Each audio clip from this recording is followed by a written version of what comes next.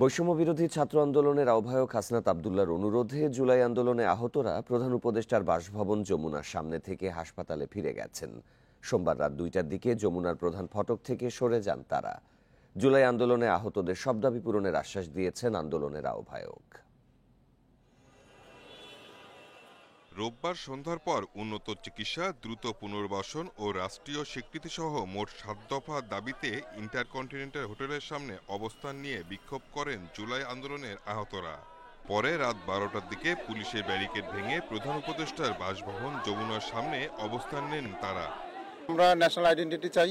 Secondly আমাদের মানে দায়মুক্তি অধ্যাদেশ যেটা বলা হয়, কোনো সরকার এসে যেন আমাদেরকে কোনো ধরনের আইনি জটিলতা ফেলতে না পারে, সেটার জন্য দায়মুক্তি অধ্যাদেশ করতে হবে। কাউকে যে ট্রিটমেন্টটা দেওয়া হচ্ছে কাউকে দেওয়া হচ্ছে না। এখানে যদি পরিপূর্ণ বা প্রপার ট্রিটমেন্টটাই হতো তাহলে তো আজ এই 6 মাস হলো হসপিটালে বেডে থাকতে হয় না। কিছুক্ষণ পরে সেখানে উপস্থিত হন বৈষম্য বিরোধী ছাত্র আন্দোলনের আহ্বায়ক হাসনাত আব্দুল্লাহ। আলাপ আলোচনার মাধ্যমে আন্দোলনকারীদের শান্ত করার চেষ্টা করেন তিনি। অভিযোগ করেন স্বৈরাচারী আওয়ামী লীগের দোসর আমলারা জুলাই বিপ্লবের আহতদের সুচিকিৎসায় বিভিন্নভাবে বাধা দিচ্ছে। চিকিৎসার সুব্যবস্থা নিশ্চিত করতে হবে এটা এই সপ্তাহের মধ্যেই। এটা কোনো ওই যে আলোচনার সাপেক্ষে চলমান প্রক্রিয়া ব্যাপারটা মনে এটা এই সপ্তাহের মধ্যে। 6 নাম্বারটা রাষ্ট্রীয় সম্মাননা, এটা আসিফ স্যারের কাছে জানবো যে আইনি সুরক্ষাটা কোন পর্যায়ে আছে। আর রাষ্ট্রীয় সম্মাননা প্রক্লেমেশন এই বিষয়গুলো নিয়ে তো আমরা স্টিল কাজ করতেছি। দীর্ঘ 2 ঘন্টা আলোচনার পর হাসনাত আব্দুল্লাহ জানান আহতদের সব দাবি পূরণ করা হবে। এরপর হাসনাতের কথায় আশ্বস্ত হয়ে রাত 2টার দিকে প্রধান উপদেষ্টার বাসভবনের সামনে থেকে সরে যান জুলাই আন্দোলনের আহতরা। Shahid Ahmed, independent news, Dhaka. এর আগে প্রায় 6 ঘন্টার সড়ক অবরোধ শেষে রোববার বিকেলে অবস্থান কর্মসূচি প্রত্যাহার করেন জুলাই আন্দোলনে আহতরা। রোববার বেলা 11টা থেকে শ্যামলীতে সড়ক অবরোধ করেন বিক্ষুব্ধরা। এতে দুই পাশে সড়কে যান চলাচল বন্ধ হওয়ায় ভোগান্তিতে পড়েন মানুষ। উন্নত চিকিৎসা, দ্রুত পুনর্বাসন সহ বিভিন্ন দাবিতে সড়কে অবস্থান নেন জুলাই আন্দোলনের আহতরা। জুলাই আগস্ট আন্দোলনে বৈষম্য ও অন্যায়ের বিরুদ্ধে পথে নেমে এসেছিলেন ছাত্র জনতা। এবার আহত হয়ে সঠিক চিকিৎসা এবং পুনর্বাসনের দাবিতে আবারও নামলেন সড়কে। রোববার বেলা 11:30টার দিকে সড়কে অবস্থান নিয়ে আন্দোলন শুরু করেন পঙ্গু হাসপাতাল ও চক্ষু হাসপাতালে চিকিৎসাধীন আহতরা। তাদের অভিযোগ, দেশের জন্য আন্দোলন করতে আহত হওয়ার পরও তাদের চিকিৎসায় গুরুত্ব দিচ্ছে না সরকার। সুচিকিৎসা দেওয়ার কথা ছিল, ওরা এটা ঘোষণাপত্র দেওয়ার কথা ছিল যে আমরা ডিসেম্বরের শেষ দিকে এটা ঘোষণাপত্র দেওয়ার কথা ছিল তাদের, তখন তারা দেয়নি। এর আগেও সড়ক অবরোধ করেন আহতরা। সে সময় জুলাই স্মৃতি ফাউন্ডেশন এবং সরকারের পক্ষ থেকে দেওয়া হয়েছিল সুচিকিৎসার আশ্বাস। তবে যথাযথ উদ্যোগ নেওয়া হয়নি বলে অভিযোগ আহতদের। বাবা মাকে এখন আমার এলাকায় প্রতিবেশীর কাছে শুনতে হয়েছে, আপনার ছেলে তো পঙ্গু, আপনার ছেলে আন্দোলনে কেন গেল? আমাদেরকে কয়েকবার আশ্বস্ত করা হয়েছে কিন্তু এটা পূরণ করা হয়নি, এই জন্য আমরা আবার নামছি। এদিকে অবরোধের কারণে তীব্র যানজটে স্থবির হয়ে পড়ে শ্যামলী ও আশপাশের অনেক সড়ক। ব্যাপক ভোগান্তিতে পড়তে হয় সাধারণ মানুষকে।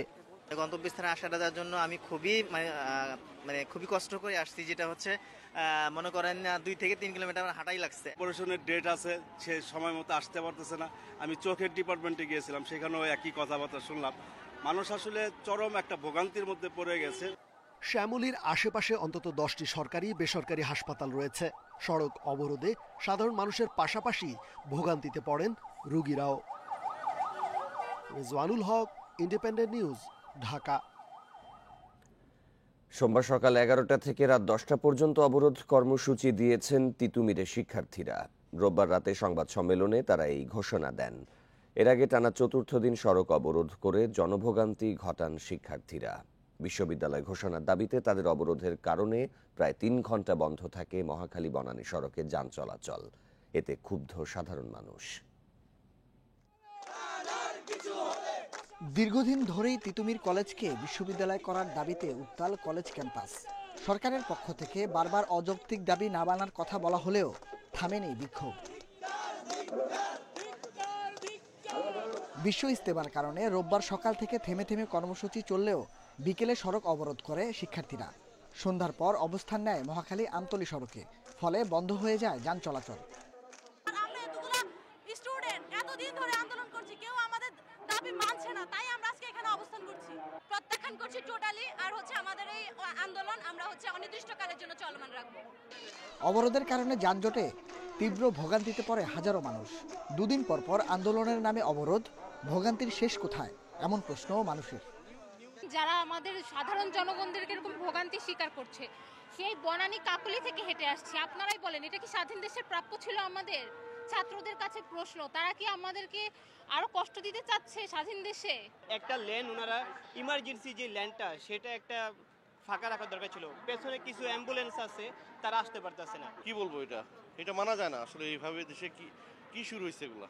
সময়সীমা বেঁধে দিয়ে বিশ্ববিদ্যালয় করার দাবি যৌক্তিক নয় বলে শিক্ষা উপদেষ্টার বক্তব্য প্রত্যাখ্যান করেছে শিক্ষার্থীরা। আজকে উপদেষ্টাদের অবিবেচনা প্রসূত সিদ্ধান্ত আমরা ঘৃণা ভরে প্রত্যাখ্যান করছি।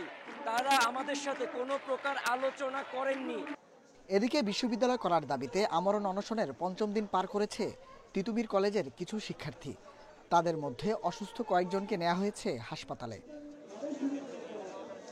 Nahid Kamal, independent news, Dhaka. এদিকে তিতুমির কলেজকে বিশ্ববিদ্যালয় করার অযৌক্তিক দাবি মেনে নেওয়া হবে না বলে জানিয়েছেন শিক্ষা ও পরিকল্পনা উপদেষ্টা ডক্টর ওয়াহিদুদ্দিন মাহমুদ। রোববার রাজধানীর এনইসিতে একনেক সভা শেষে ব্রিফিংয়ে উপদেষ্টা আরও বলেন, এটি মানা হলে ভবিষ্যতের জন্য খারাপ দৃষ্টান্ত হয়ে থাকবে। এ সময় মোংলা বন্দরকে আঞ্চলিক হাব হিসেবে গড়ে তোলা হবে বলে জানান তিনি। তিতুমির কলেজকে বিশ্ববিদ্যালয় করার দাবিতে সড়ক অবরোধ এবং অনশন করেন প্রতিষ্ঠানটির শিক্ষার্থীরা। একই দাবিতে সময় বেঁধে দিয়ে সরকারকে আলটিমেটামও দেয় তারা। রোববার একনেক বৈঠক শেষে ব্রিফিংয়ে শিক্ষা ও পরিকল্পনা উপদেষ্টা সাংবাদিকদের বলেন, কোনো অযৌক্তিক দাবি সরকার মানবে না।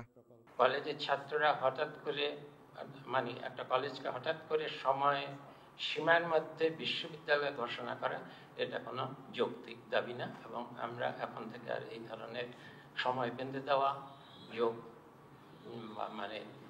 দাবির মুখে এমন সিদ্ধান্ত নেব না যেটা শুধু আমাদের সময়ের না, এটা পরবর্তী অনেক সময়ের ভবিষ্যতে বহুদিনের জন্য এটা একটা অযৌক্তিক সিদ্ধান্ত করলে সেটা বহুদিনের জন্য একটা বোঝা হয়ে থাকবে। এ সময় আসছে বাজেট নিয়ে তিনি বলেন, অর্থায়নের জন্য বিদেশ নির্ভরতা কমানোর পরিকল্পনা নিয়েছে সরকার। এজন্য রাজস্ব বাড়ানোতে মনোযোগ দেওয়া হবে। বাংলাদেশের এলডিসি গ্র্যাজুয়েশনের সময় বাড়ানোর পরিকল্পনা সরকারের নেই বলেও জানান তিনি।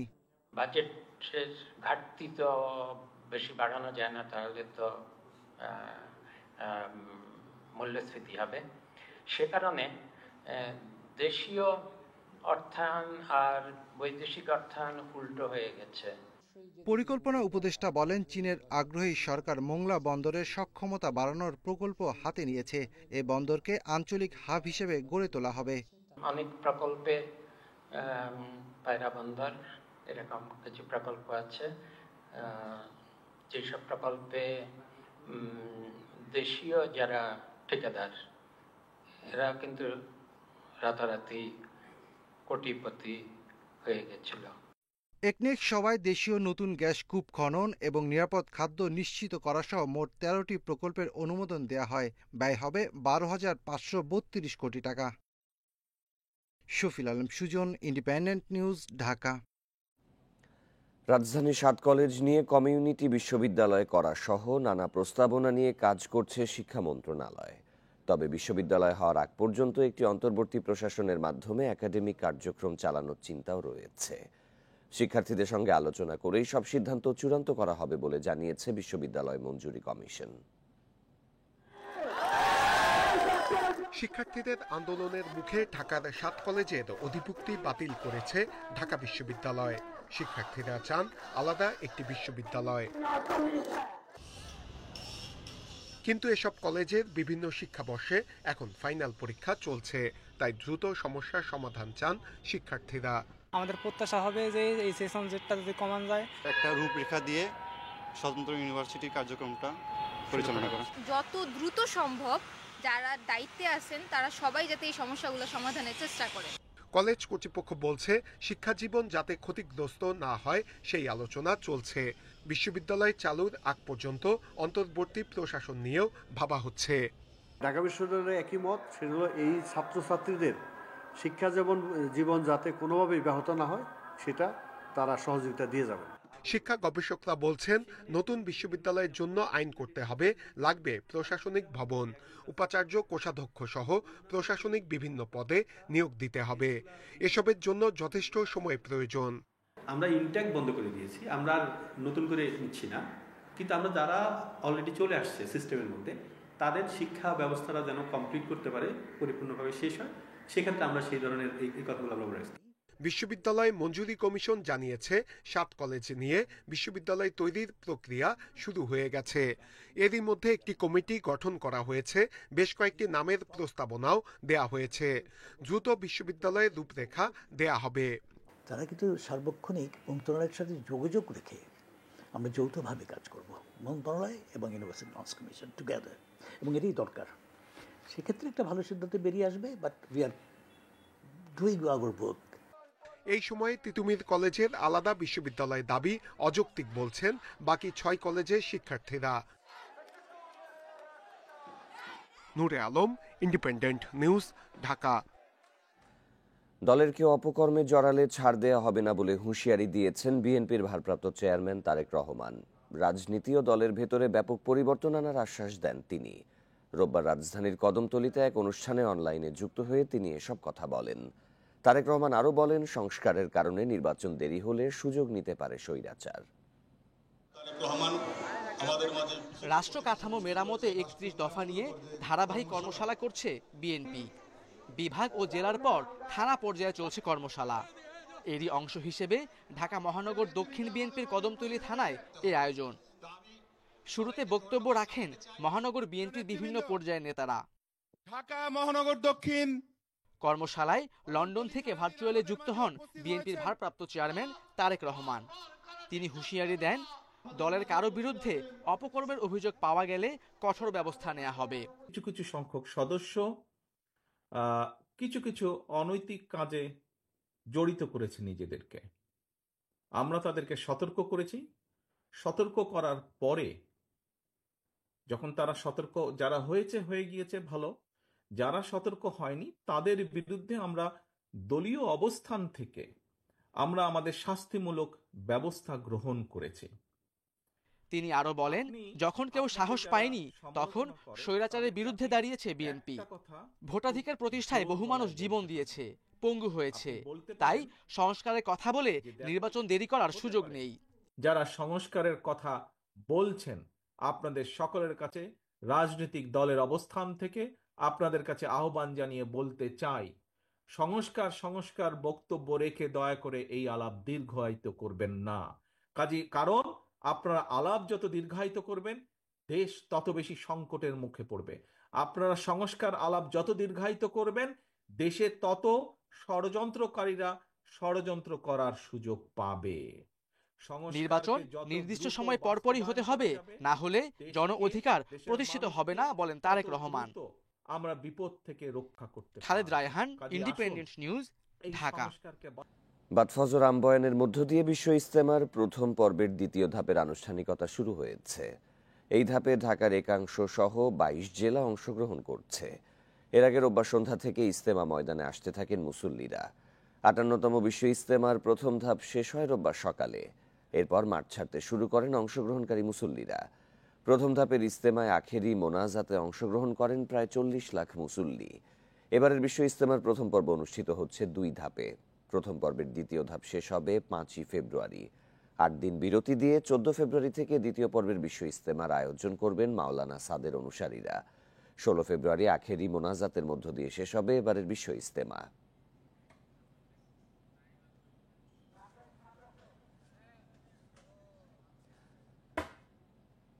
বিশ্ব ইজতেমার বিষয়ে আরো জানাতে এবার যোগ দিচ্ছেন সহকর্মী আবুল হাসান।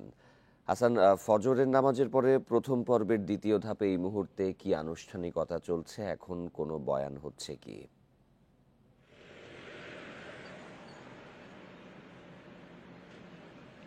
দেখুন, আমরা খোঁজ নিয়ে যেটি জেনেছি যে তৃতীয় ধাপে ফজরের পর আহ্বান হওয়ার কথা থাকলেও এখন পর্যন্ত সেই বয়ান কিন্তু শুরু হয়নি এবং কিছুক্ষণ পরে এই বয়ান শুরু হবে বলে আমরা জানতে পেরেছি এবং এই বয়ানের মাধ্যমে কিন্তু আজকে শুরু নিজামী অনুসারীদের যে দ্বিতীয় পর্ব সেই দ্বিতীয় পর্বের আনুষ্ঠানিকতা শুরু হবে। এবং আপনাকে বলে রাখি এই পর্বে কিন্তু 22 জেলার মুসল্লিরা অংশ নিয়েছে। প্রথম পর্বের সেই মোনাজাতের পর যারা মুসল্লিরা ছিলেন হয়েছিল প্রথম পর্বে, সেই মোনাজাতের পর যারা মুসল্লিরা ছিলেন তাদের এই ইজতেমা মাঠ ত্যাগ করে রাত্রেই অধিকাংশ মুসল্লি এসেছেন এবং তাদের যে চিন্তা সেই চিন্তায় অবস্থান নিয়েছেন এবং এখানে বিভিন্ন জেলার যে চিন্তাগুলো রয়েছে সেখানে তারা অবস্থান নিয়েছেন রাত্রে থেকেই এবং আজকে ধর্মীয় বয়ান হবে এবং বিভিন্ন যারা মুরগি তারা বয়ান করবেন। এখানে আরবি, উর্দু এবং হিন্দিতে বয়ান হচ্ছে, বিশেষ করে ভারত পাকিস্তান এবং আরবি, উর্দু এবং হিন্দিতে বয়ান হচ্ছে, বিশেষ করে ভারত পাকিস্তান এবং বাংলাদেশের যে মাওলানারা তারা এখানে বয়ান করছেন এবং এই বয়ানগুলো কিন্তু তাৎক্ষণিকভাবে আবার বাংলায় তর্জমা করা হচ্ছে যাতে মুসল্লিরা এখান থেকে শিখতে পারেন, অনুধাবন করতে পারেন এবং যে মর্মকভাবে বয়ানগুলো বাংলা তর্জমা হচ্ছে। এবং অনিরাপদ খাদ্য গ্রহণের কারণে দিনে 5% মানুষ ডায়রিয়ায় আক্রান্ত হচ্ছে আর বছরে মারা যান 35,000। রোববার জাতীয় নিরাপদ খাদ্য দিবস উপলক্ষে আয়োজিত সেমিনারে এসব কথা বলেন বক্তারা। সেমিনারে 2021 সালে জনস্বাস্থ্য ইনস্টিটিউটের এক গবেষণা প্রতিবেদন তুলে ধরে বলা হয়, ঘি, গুড়, মধু, মিষ্টিতে মাত্রাতিরিক্ত ভেজাল রয়েছে। পুষ্টির সমস্যার মূল কারণই অনিরাপদ খাদ্য। তাই তো পুষ্টি নিশ্চিতে নিরাপদ খাদ্যের বিকল্প নেই। আর অনিরাপদ খাবার গ্রহণে শিশু, গর্ভবতী মায়েদের মধ্যে পুষ্টিহীনতা তৈরি হয়। অসাধু ব্যবসায়ীরা মানুষের প্রতিদিনকার বিভিন্ন খাদ্যপণ্যে ক্ষতিকর বিষাক্ত উপকরণ মেশাচ্ছে। এইসব পণ্য কয়েক হাত ঘুরে আসে ভোক্তার হাতে। ভেজাল খাদ্য খেয়ে রোগে ভুগে ধুকে ধুকে মৃত্যু হয় অনেকের। জাতীয় নিরাপদ খাদ্য দিবস 2025 পালন উপলক্ষে সেমিনার আয়োজন করে বাংলাদেশ নিরাপদ খাদ্য কর্তৃপক্ষ। সেমিনারে বক্তারা বলেন, অনিরাপদ খাদ্য গ্রহণে দিনে 5% মানুষ কোনো না কোনোভাবে ডায়রিয়ায় আক্রান্ত হচ্ছে। 5% টোটাল পপুলেশনের 5% প্রত্যেক দিনে কোনো না কোনো কারণে ডায়রিয়াতে আক্রান্ত হন এবং এর মূল কারণটা হচ্ছে খাদ্য। এত অসংখ্য লোক, তাদেরকে এই খাবার সরবরাহ করতে গিয়ে আমরা বড় একটা সমস্যার সম্মুখীন হচ্ছে এবং এই খাদ্যের নিরাপত্তা, সেফটিটা আসলে মেনটেন করা যাচ্ছে না। আমরা শাকসবজি, ফলমূল কিনবো, আমাদের দেখতে হবে এই ফলমূল শাকসবজির রংটা ঠিক আছে কিনা, মানে ফ্রেশ আছে কিনা, তাজা আছে কিনা, এটা দেখতে হবে। একটা খাবার যদি অনেক দিন ফ্রিজে থাকে, স্টোর থাকে, তো অনেক সময় দেখা যায় যে আমাদের দেশে যে ইলেকট্রিসিটি সাপ্লাই সেটা মেনটেন হয় না। ভবিষ্যৎ প্রজন্ম খাদ্যে ভেজালের কারণে শরীরে বিভিন্ন জটিল ব্যাধি নিয়ে বেড়ে উঠছে এবং অনেকেই অকালে মৃত্যুর কোলে ঢলে পড়ছে বলে মনে করেন বক্তারা। 63.67% ঘি হচ্ছে এখানে ভেজাল থাকে। এছাড়া গুড়ে দেখা যাচ্ছে 43.75% বা 43.75% এখানে অনিরাপদ থাকে গুড়টা। 2018 সাল থেকে 2 ফেব্রুয়ারিকে জাতীয় নিরাপদ খাদ্য দিবস হিসেবে ঘোষণা করা হয়। চলতি বছর দিবসটির প্রতিপাদ্য, খাদ্য হোক নিরাপদ, সুস্থ থাকুক জনগণ। তাহলে যে একটা সাইকেল তৈরি করে। Mahmudul Hasan, independent news, Dhaka. চট্টগ্রামের বিভিন্ন স্বাস্থ্যকেন্দ্র বা হাসপাতালে প্রায় 15 দিন ধরে মিলছে না নবজাতক শিশুদের জীবন রক্ষাকারী পিসিভি ও পেন্টাভ্যালেন্ট টিকা। সন্তানকে টিকা না দিয়ে ফিরে যেতে বাধ্য হচ্ছেন অনেক অভিভাবক। চিকিৎসকেরা বলছেন, সময় মতো টিকা না পেলে শিশুদের ভাইরাসে আক্রান্ত হওয়ার ঝুঁকি থাকে। শিশুদের মারাত্মক রোগ হুপিং কাশি, ডিপথেরিয়া ও ধনুষ্টঙ্কার প্রতিরোধে পেন্টাভ্যালেন্ট এবং নিউমোনিয়া প্রতিরোধে দেয়া হয় পিসিভি টিকা। 0 থেকে 10 মাস বয়সী শিশুর জীবন রক্ষায় প্রয়োজন এসব প্রতিষেধক। তবে চট্টগ্রামে অনেক টিকাদান কেন্দ্র, স্বাস্থ্যকেন্দ্র বা হাসপাতালে প্রায় 2 সপ্তাহ ধরে মিলছে না এইসব বিনামূল্যের টিকা। বেসরকারিভাবে টিকা দিতে গেলে প্রতি ডোজের দাম পড়ে 5 থেকে 7,000 টাকা। আমি সবসময় ওকে টাইমলি দেওয়ার চেষ্টা করি, মানে যে ডেট দেওয়া হয় ওই ডেটেই আসি। তো কালকে আসছি, তাই নাই ওর ডেট ছিল, আজকে আবার আসতে হইলো। আমরা চাই সবসময় যেন টিকাটা সঠিক টাইমে দেওয়া হয়, আমরা বাচ্চা যেন সুস্থ থাকে।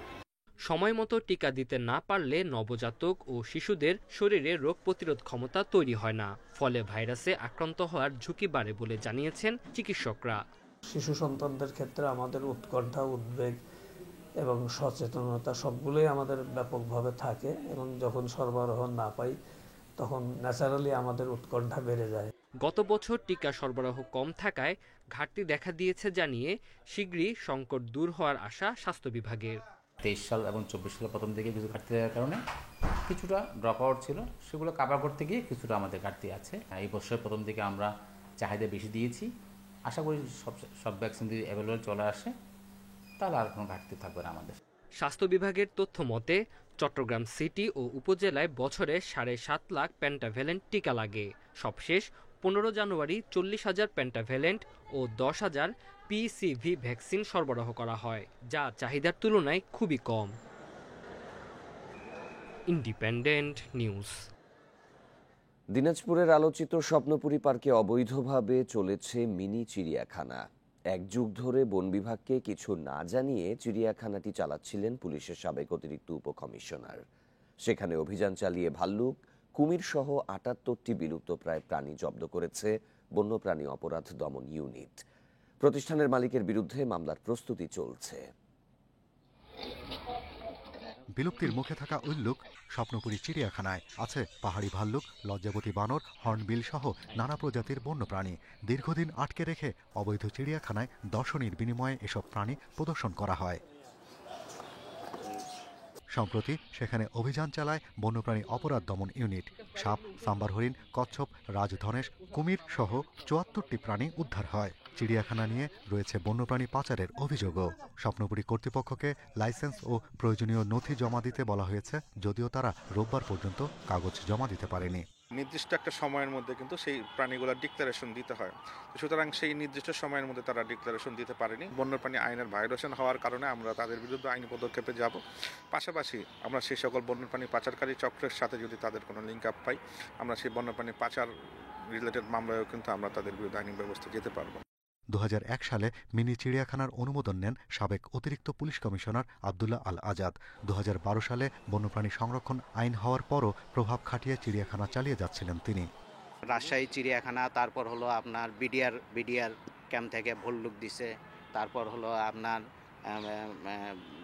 দ্য রওশন সার্কাস থেকে ভল্লুক দিছে। বন বিভাগ বলছে আইন অনুযায়ী ব্যক্তি পর্যায়ে বিনোদন কেন্দ্রে প্রাণী প্রদর্শন নিষিদ্ধ। সারা দেশেই মিনি চিড়িয়াখানায় প্রাণী উদ্ধারে অভিযান চলবে। এরকম বন্যপ্রাণী আটক করে আছে,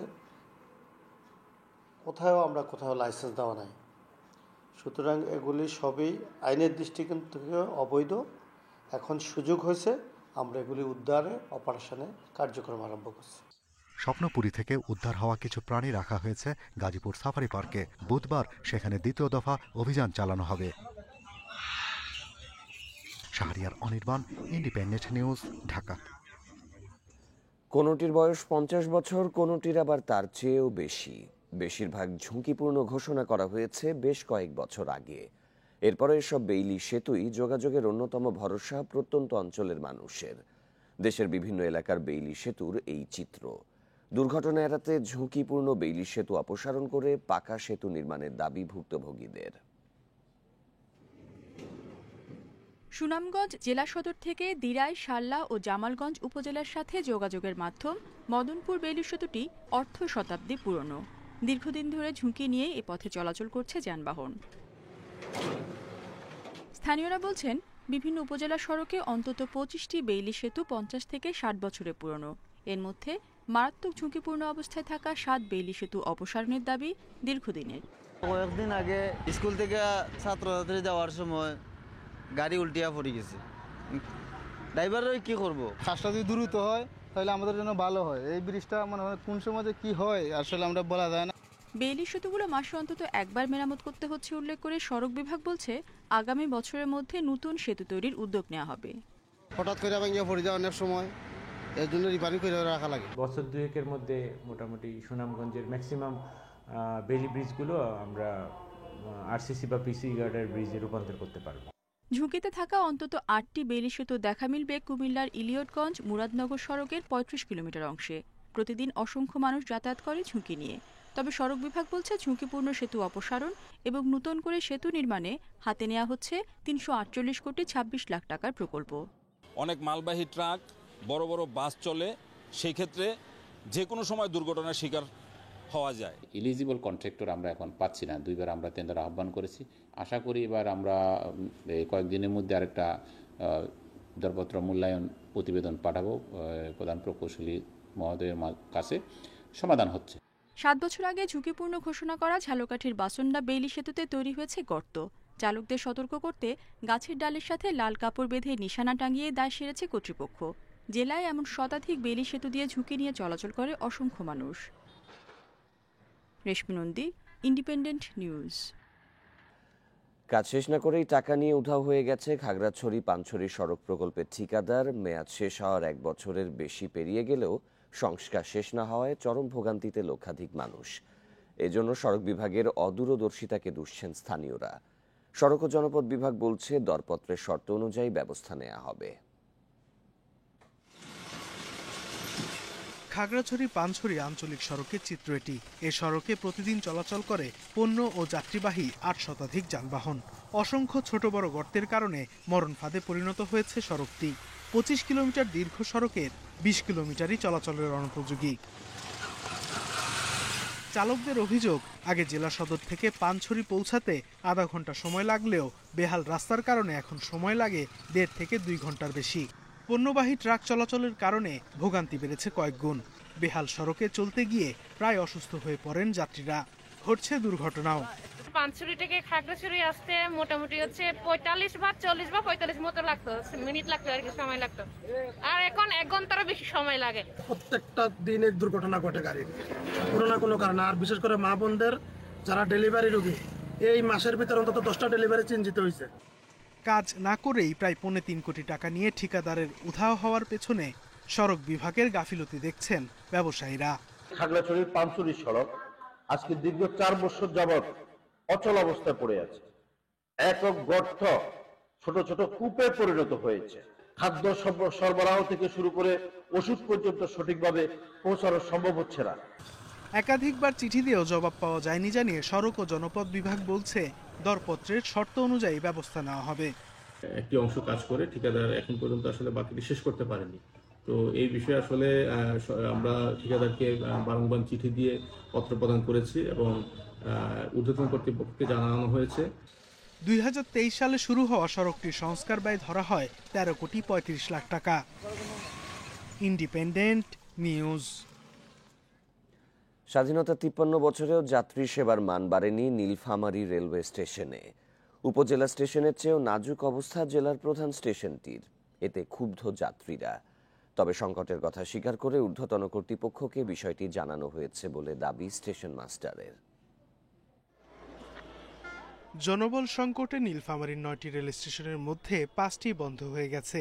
যে 4টি চালু আছে তার মধ্যে একটি জেলা সদরের মূল স্টেশন।